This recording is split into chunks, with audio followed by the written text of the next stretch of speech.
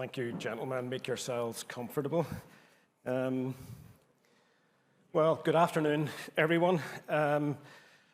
This morning, when Roberto opened proceedings, he highlighted the various themes that have come out over the course of the last couple of days, and he set those under the banner of Frame the Future. I'm conscious that everyone in the room at the moment probably has an immediate future objective of getting lunch. So with that in mind, I have some good news, and that is originally this discussion session, we were planning to have 5 participants. Unfortunately, one of the invited participants can't join us today, so that means that the organizers have told me that we can reduce the time allocated for this session, so you'll get to lunch a little bit earlier than planned. So hopefully that's good news. I would like briefly, if I may, to introduce the speakers this afternoon, and then what I will do is set the scene for the theme for our discussion and introduce some of the questions and topics that I would like to cover with the panel today. So, Carlos, if I may introduce you first. You are president of the Federal University of Rio Grande do Sul. By background, you're an engineering professor specializing in the fields of, amongst other things, water resources, energy resources, environment and infrastructure, and how to apply analytical techniques to those areas to help you make improvements for your region and your country. And from a number of conversations that I had with you earlier this week, one of the concerns you have is the speed of innovation is potentially going to leave behind a lot of people, a lot of companies, and that's an issue that needs to be addressed. And in fact, I think it has come up in a number of the discussions we've had so far in this event. You made the point that the whole purpose of innovation is to grow the size of the cake, but in doing so, we need to make sure that everybody has an equitable share of the cake. So that's your background. And I should mention, of course, you're from Brazil, so we have an international panel this afternoon. Anwar, welcome. You're representing your country, Kazakhstan, here today. You're a partner in the Center for Research and Consulting in Kazakhstan. The background in the banking, oil and gas industries, amongst others. And your center is a company that has provided strategic consulting services to Kazakhstan's government in terms of developing or helping to develop cluster development policies in the past. You have a particular area of strength or specialization in industrialization, technology, and innovation. And again, from discussions earlier this week, it became obvious that the political situation that your country is facing at the moment has raised issues of national security, large inward migration of Russian natives, and I suppose how all that is going to impact what you're doing in terms of economic development and some of the radical changes you may need to think about to help support innovation and redirect your economy. Haris, welcome. Haris is Chief Executive Officer of the Northern Corridor Implementation Agency. He's representing Malaysia today.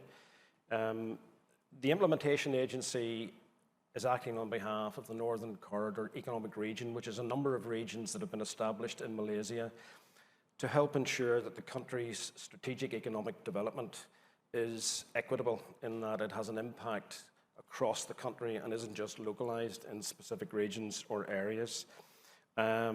Your particular, I suppose, sectors that you're looking after are food and tourism, but in particular are also responsible for liaising with the multinational companies that have invested in your region and helping them to address and solve the problems or the demands that they have for people, for talent. And there's another example of a recurring theme this week, talent and skills. And last but not least, you're our Greek representative. Welcome. A partner with Deloitte here in Greece. And I guess Deloitte your company and your organization worldwide is involved in what I might describe as sort of typical consulting services in terms of accounting, financial services, but particularly also in your own case in technology services here in Greece. And I think that one of the interesting things you will be able to inform us around is the Competence Centre that you've recently established in Thessaloniki and some of the issues that you experienced in establishing that and what the benefit of that has been to the Greek economy. So after that short introduction, I think what I'll now do is introduce the theme. The title that we were given to discuss is Weaving Local Innovation Ecosystems. And I'd like you just to bear in mind that word weaving, because I'd like to come back to it later. But if you think about weaving as a skill or as a craft, humans have been involved in weaving for hundreds, if not thousands of years. That involves an individual bringing together different materials, different types of thread, different thicknesses, different strengths, different colors, and working to a pattern or to an end goal or an objective to create a garment or a fabric or a carpet of some sort perhaps. That is a skill. It doesn't just happen without the individual's particular knowledge and experience. And when we think about ecosystems generally, I suppose a generic definition would be a complex network of interconnected parts. And an innovation ecosystem is just that. It's a complex system with many different types of player or actor involved. And one of the issues, I suppose, is the participants in such a network, they speak different languages. So companies and industry speak the language of business. Universities and research centers speak academic, technical language. Public sector participants speak, perhaps, if I may say so, bureaucratic language. And even citizens speak the language of need, requirement, quality of living type language. So my view of the role of an individual or a person or an organization that's responsible for weaving an ecosystem is the ability to interpret these different languages, to translate between the participants and the actors, to serve a common purpose, to serve a common goal, and that's something I would like to explore with you in a moment. So finally, by way of setting the scene or the background, in the last conversation we heard the representative from Greece mention that an ecosystem can be made up of dots, but it's not just sufficient to be a dot. The dots need to be connected. And I guess what I'd like to do is to borrow one of Roberto Alvarez's job titles. He's Chief Dot Connector. He has helped to bring all of us here today. And that is what I think is fundamentally important and crucial to establishing a sustainable innovation ecosystem. So what I'd like to do, if I may, now I've spoken long enough by way of introduction, a couple of questions we would like to go through with you. The first one is an overarching question at sort of at a macro level. And in your view and from your experience and your background, what do you think leaders should do to weave innovation ecosystems generally in regions or cities? So perhaps I could start with you, Carlos, if I may. We'll go down the line. Well, good afternoon, almost. And I would like to say first, thank you for the privilege and opportunity to be here. No, I should say thank you to Deborah, but I will say thank you to the Chief Dot Operation, Roberto, no, in Chad, representing GFCC, that is not the opportunity to be here in Athens, also this, but to be in a place where the ideal of Acropolis nearby us, no, the idea, more than a place, it's a place of ideas, no, and the ideas could be anywhere, even in Brazil. I should say also, I would like to say something in Portuguese, but it's not appropriate, but just my compliments to Isabel and Miguel, my counterparts from Portuguese University, our alma mater. No, all Brazilian universities comes from Portugal. I have been listening a lot, even in the last conversation. Trust, no, trust. For me, trust is the commitment or ability to give what you say.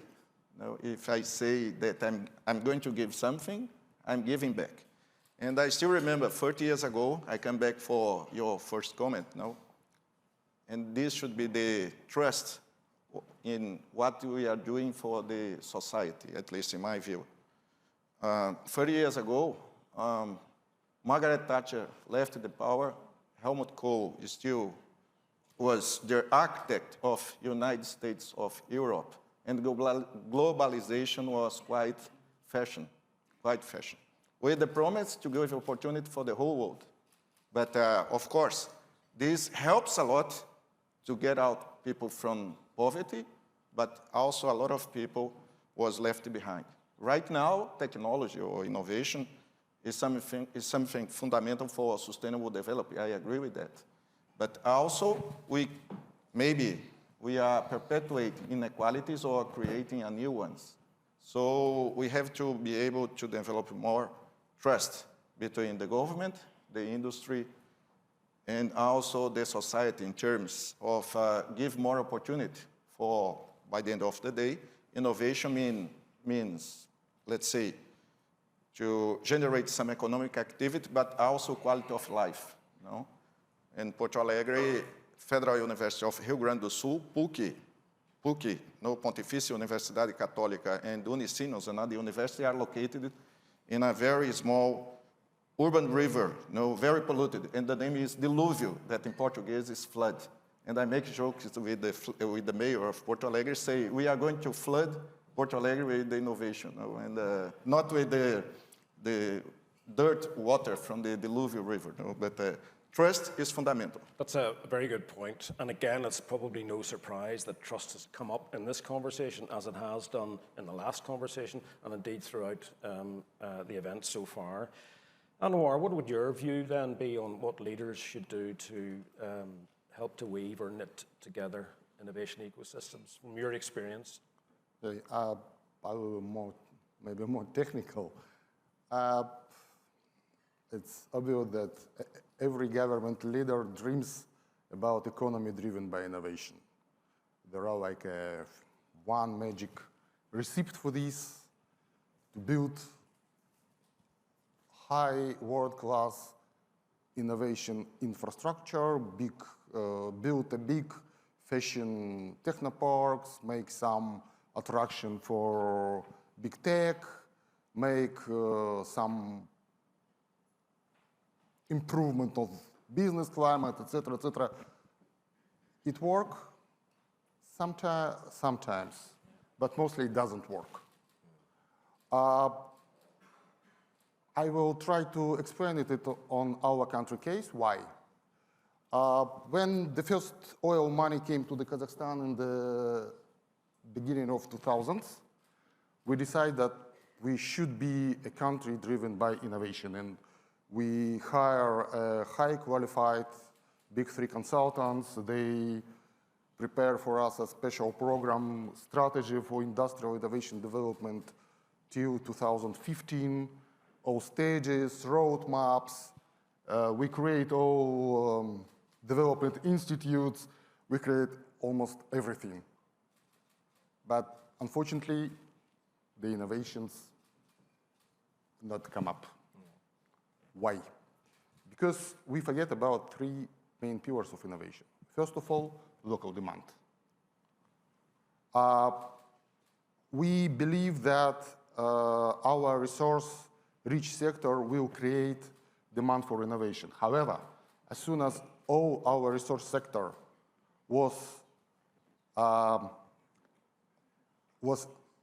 under the foreign company control, we forget that they will come to the country with their own innovation ecosystem, technological, their own technology, etc. There are no place for our local R&D, etc. Even we force them, we make a special fee for this, it doesn't work.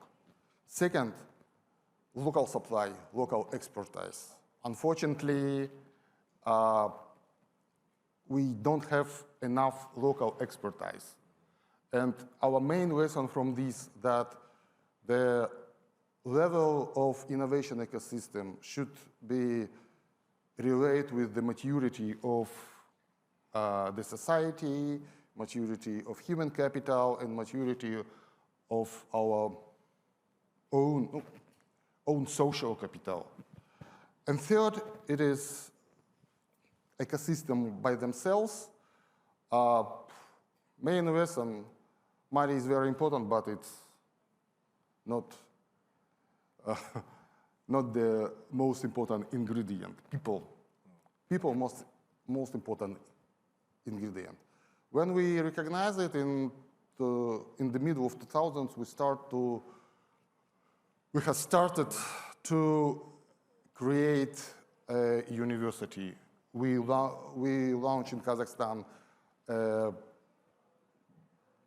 campus of Aberdeen University in order to serve the oil and gas company. It was like a joint venture at right now Kazakh British University. In the middle of 2000s, we established an Nazarbayev University, which is in twinning with the different school for engineering, with Golden School of Mining, with economy with Wisconsin, and in the middle of 2010s, FU University was launched in Kazakhstan. And now it's much better, and at least we have a few success story in Kazakhstan. First is, and most important in our region, is the Kaspi. Kaspi is a fintech from Kazakhstan who start their strategic moving in 2007. Today, it is a company with market cap twice more than market cap of our uranium company Kazatomprom. Just. Why? The another one, it is Sergek, it's a startup with video recognition technology in order to manage traffic. Right now, they very successful. They start to expansion around the region, and they from this technology, a few new startup come up. One of them is a parkour. It's a parking system where you don't have any ticket, any paper, etc. So my main understanding what leaders should do, they should more trust to the local expertise, because when we developed the Sergek, the main barrier was it was a competition between IBM and Sergek. Nobody from the government body will fire if they choose IBM. Yeah. But if you choose local startups, it simultaneously raises the question of corruption, of et cetera, et cetera, et cetera. So trust. So I sense from what you've said then that there are or have been examples, good examples of innovation success, but that there also needs to be a change of mindset in the government element of the innovation ecosystem, and that you've mentioned trust, which you're the second person in this panel to raise trust, but also people and access to expertise, which again has arisen as a theme throughout this event. So if I may at the moment now move to Haris and effectively ask you the same question, what the role you think of leaders in weaving, establishing or knitting together an ecosystem should be for innovation. Thanks, Paul. I think when you talk about innovation, there are two things that you have to. It's a very subjective thing. It could be technical and it could be non-technical. For NCER, Northern Corridor, the corridor that we are taking care, there are 4 states that we are covering. Out of these 4 states, almost 2.5 states is under the less developed area. So when it comes to less developed area, how do we innovate to increase the in order to apply and to ensure the regional imbalances happen to all the 2.5 states that I mentioned?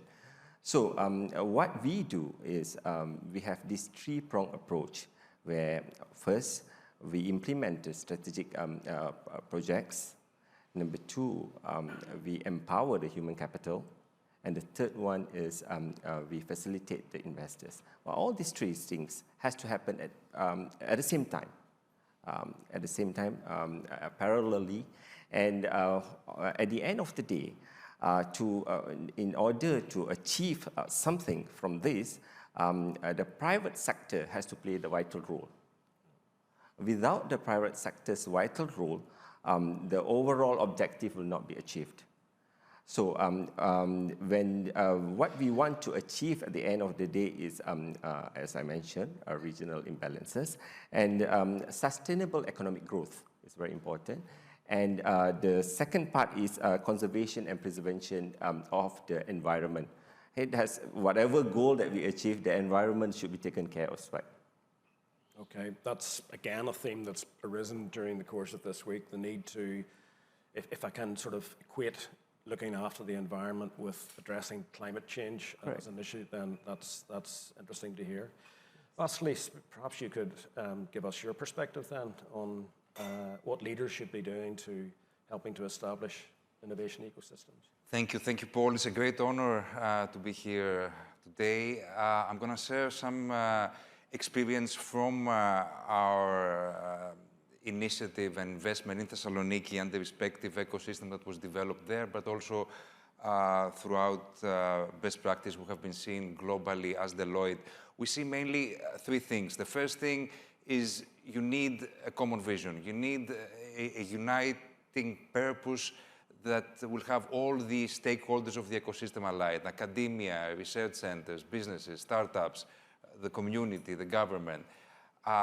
This vision may not come from the top, may be developed by some, for instance, anchor organizations that set up at the beginning and develop their own vision, help attract other business as well or other academia, and gradually build a common purpose around that.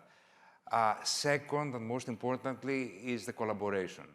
I cannot stress the importance of that. The interconnections, the cooperations amongst all the stakeholders of this ecosystem.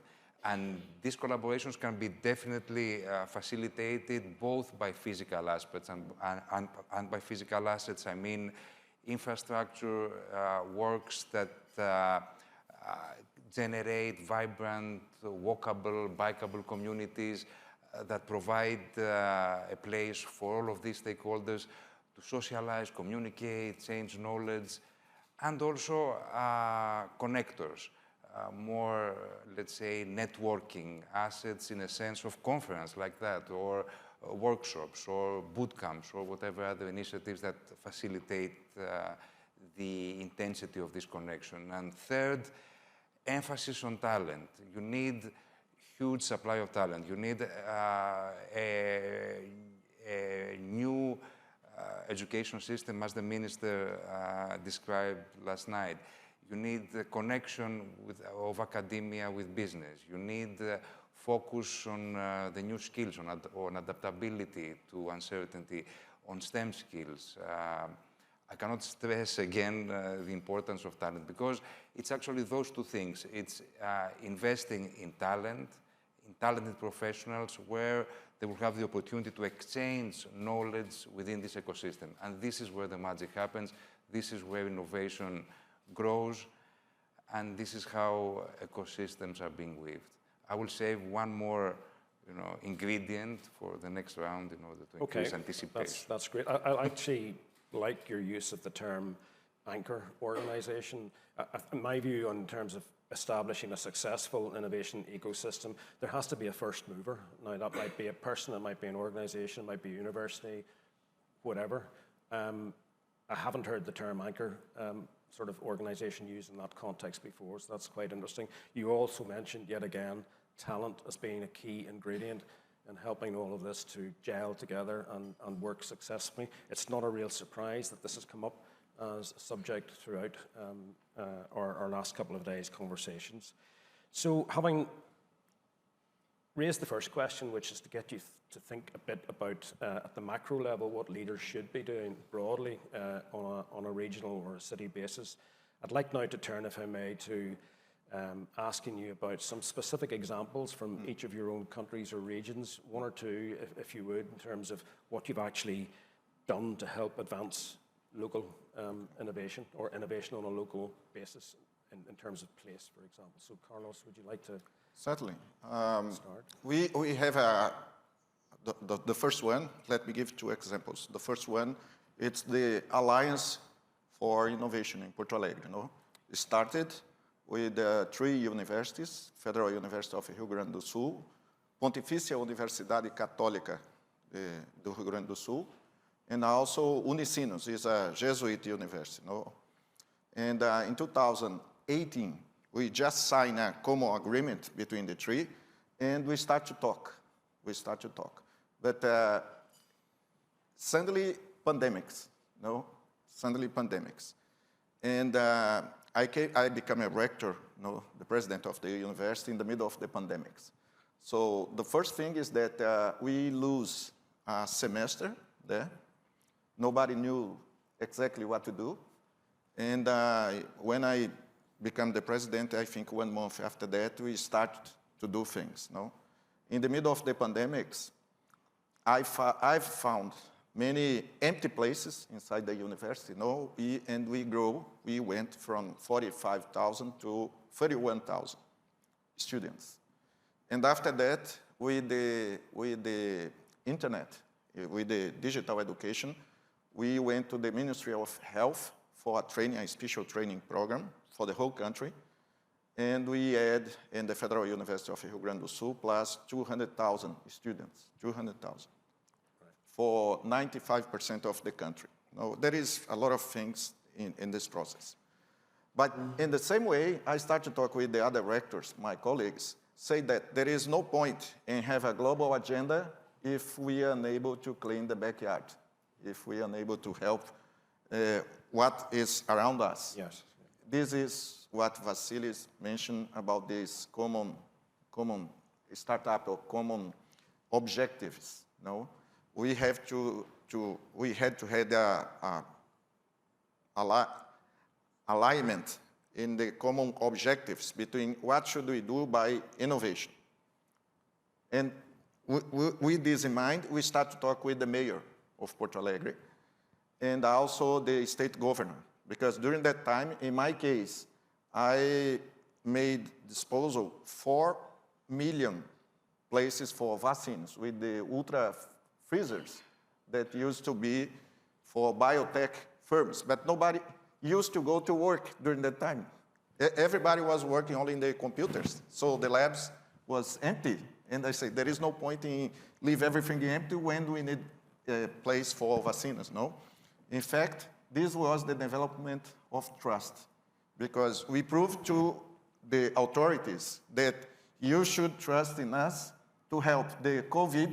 And even right now, I get the involvement with the politicians in Rio Grande do Sul after COVID, to generate economic activity. These 3 universities is something like 300,000 of students, and we started the innovation ecosystem, called in Porto Alegre. The name of the city is Porto Alegre, and we start. I think right now they have more than 100 small business there. We have people from German, Indian, Israelis there in Porto Alegre, but also a lot of people from Rio Grande do Sul state. We call gaúchos, many gaúchos. Roberto is a gaúcho. I'm not gaúcho, no.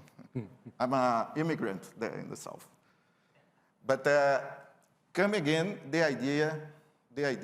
In fact, yesterday, I had the opportunity to meet the mayor of Athens in the Academy of Athens, and I went to talk when he left the building.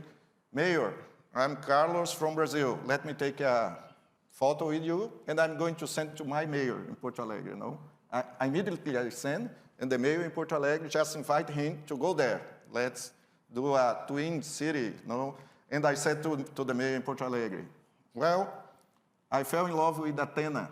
Athens is very nice, very beautiful. Athens should be in Porto Alegre. In fact, Acrópole, we have a philosophical movement called New Acrópole, in Portugal or in Porto Alegre, But again, I listen a lot about this trust in all levels. This, for me, it's a fundamental thing. And another is that, of course, someone have to lead, to work a lot to make something useful about all these artificial intelligence, Internet of Things, 3D printing, whatsoever, what kind of technology we are going to use. We have all, but the point is, why we are going to use this if not to give the benefit for the people, So the pandemics was terrible, but also give us the opportunity to focus more in the backyard. That's interesting, actually, that you turned that crisis, as it were, into an opportunity for you to adopt digital technologies to expand your cohesion network and to bring more people in. That's very interesting. Anwar, is there something specific then that you have been involved in Kazakhstan, some specific examples beyond perhaps what you've already mentioned earlier that you can share with us? All our specific problem right now deeply related with our geopolitical situation. We discussed it about yesterday. And also with our internal situation, because the request for social fairness is very high. And so from my point of view, the main idea of innovative process to provide some solutions how to make society more fairness, how to reduce the poverty, how to make people access to the skills, to the knowledge, something like this.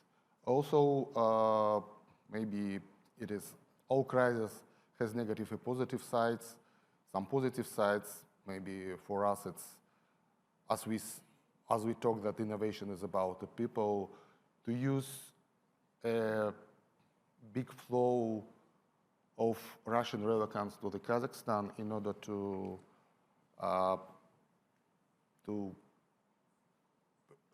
root them in Kazakhstan, to start to do business. It's also will raise the level of competition and innovation and competition. It's very, very tight related.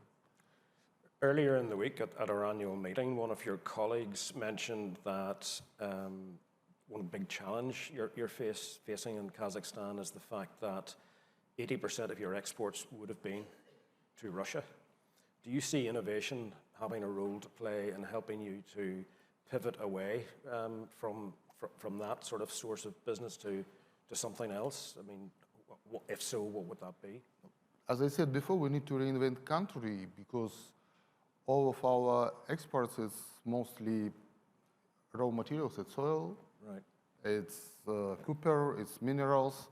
So you can't change the export routes very fast because you need to build the new infrastructure. It's a very, very long process. However, we can do something in different area, maybe some high-tech service, maybe in industry, because we believe that we can. Food is a new oil right now. I talked with our colleague from Africa. They said food, grain, it's very important right now. But we can, our innovation, if we will do right innovation, we can increase productivity of our agro sector tremendously. So that would be one of the challenges then that your country is faced with. Yeah, and another like some political innovation to separate a little bit from the Eurasian Union and start more cooperate with the Turk world, with Uzbekistan, Kyrgyzstan, Turkey, to Turkmenistan, because it's also a very, it's almost the 100 million market. So in a way, out of adversity comes opportunity that you need to develop and perhaps capitalize on. So if I might now move to Haris to sort of address the same question, are there specific examples of local innovation initiatives that you can share with us that have been really a success? Can you hear me? What we have done, I just want to take on what Vasilis has mentioned just now on the talent. So there's always a mismatch between what is being produced by the university and what is being needed by the MNCs. The mismatch happens quite some time in Malaysia, especially. I don't know, but probably it's a uniform problem. Yes. Yeah, it's a uniform problem. And pardon me to say this to the academicians. You have a lot of academicians here. I'm flying off today. I hope I won't be stopped anywhere if I say this. Academicians, they do a lot of research and development, and it stops there most of the time. It doesn't come to the commercialization, it doesn't come on the technology, it doesn't come on the innovation. So when the production of the students being done, so what happens is it doesn't match with what is being needed by the MNCs. So what we do in Malaysia, we ask the MNCs what do they want. So we take the curriculum, we add in the curriculum that what the MNCs need to the universities. By then, once the students come out from the universities, they can straight away work in the MNCs. So in fact, by doing that, you're not only training the students in the particular discipline or subject area, but you're also preparing them ready for the job, as it were, in the MNC. Yeah, that's very good. Because for innovation, the time is the essence. Yeah. So we cannot, once they come out, then we have to retrain them to adopt to the MNCs. It takes a lot of time. And again, what is that? It's a talent issue and a skills issue. So Vasilis, you mentioned earlier about this competence center. Do you want to expand on that in the context of this particular question? What innovation initiatives have you been involved in Greece that have really made a difference? Sure, thank you, Paul, because over this journey there were a lot of lessons learned. So we have started in late 2017, where this was an era where Greece was in a very dire economic situation. As the minister said previously, we were close to Brexit, we were in capital controls, unemployment was skyrocketing, there was a lot of brain drain abroad. So in that circumstance, we decided to set up a hub in Thessaloniki. At the beginning, it was a small hub of only 50 or 80 people. And the idea was, why Thessaloniki? Because Thessaloniki is the largest university city in Greece with a lot of talented graduates, a very nice city to live in, which is, again, a very, very crucial parameter when you're selecting innovation districts, with a very good quality of life, extrovert, vibrant. So we decided to set up this hub in Thessaloniki. We worked a lot with the universities because, as Harry said, you do not have ready available talent. You need to train them. So we worked a lot with the universities in boot camps, joint programs, training courses, reskilling, upskilling, in order to secure the required talent. And the concept of the hub was that we hire these people, we train them, and from Thessaloniki they are engaged in very interesting, challenging projects in the UK, in Netherlands, in Italy, elsewhere. So we provide a very vibrant working environment at very challenging and interesting topics. Now we are close to 1,000 people. COVID has helped a lot because remote working became more acceptable by everyone.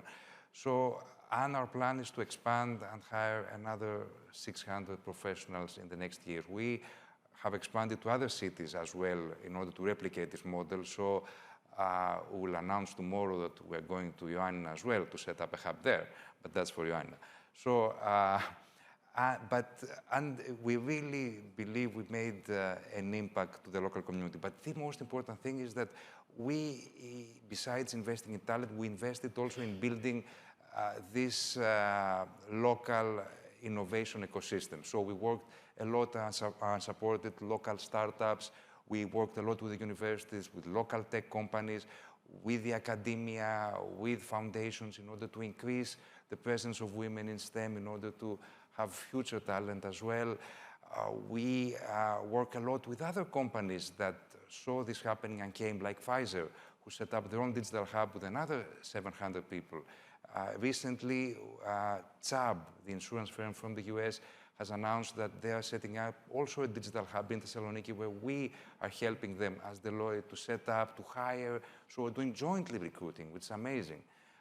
With Google, we are setting up a new center of excellence in Thessaloniki on AI, on sustainability. So you see how all of them has involved. We are very, very, very proud of it and very optimistic that this could be replicated to other cities and the country in total. I think that's an excellent example of having a catalytic role in the establishment of a successful innovation ecosystem. And you mentioned there about engaging women, which covers the subject of inclusivity, which again has come up earlier this week. We've run out of time, and I don't want to keep people back from your lunch. So may I, on behalf of the audience, thank you, gentlemen, for your contribution and your participation. Thank you.